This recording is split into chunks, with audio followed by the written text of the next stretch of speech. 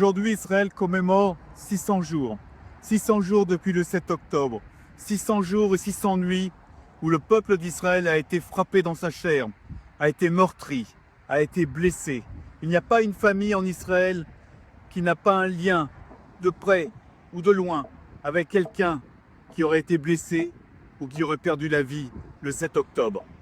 Je me trouve ici, à la frontière entre Gaza et Israël. Derrière moi, la ville de Beth Hanoun, où il continue d'y avoir d'énormes bombardements et d'énormes combats entre Israël, les forces de sécurité israéliennes et la mouvance terroriste du Hamas. Pour le moment, les forces israéliennes continuent d'avancer en force sur le territoire de Gaza. Les forces se font progressivement, tout doucement, avec un support aérien pour éviter de mettre en danger les soldats israéliens. Parallèlement, l'aide humanitaire se met tout doucement en place. Aujourd'hui, 2 points d'accès à l'aide humanitaire ont été ouverts.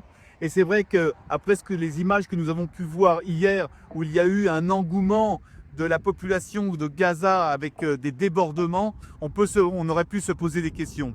Mais en regardant bien les images de près, on s'aperçoit que d'abord, tout ce mouvement de balagan qui a été mis en place était sûrement coordonné par les gens du Hamas, puisque ça a été filmé.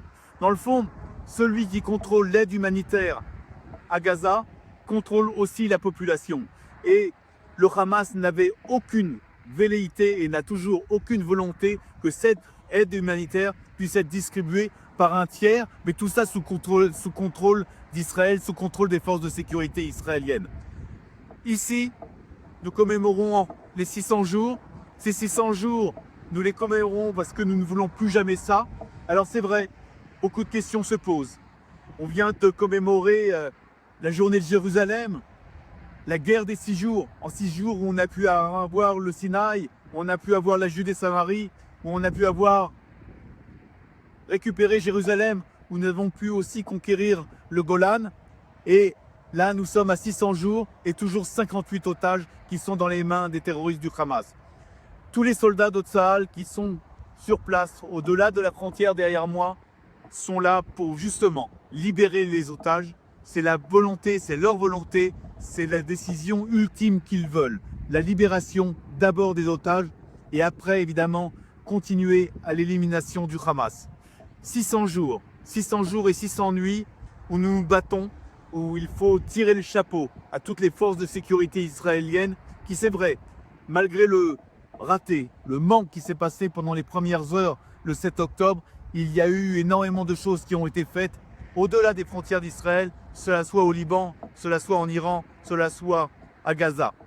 Les choses ne sont pas terminées, mais il faut garder l'espoir. Et si aujourd'hui énormément de gens manifestent dans tout Israël, justement, pour cet espoir et transmettre cet espoir à l'ensemble des familles des otages, que nous ne les oublions pas et que nous faisons tout pour leur retour.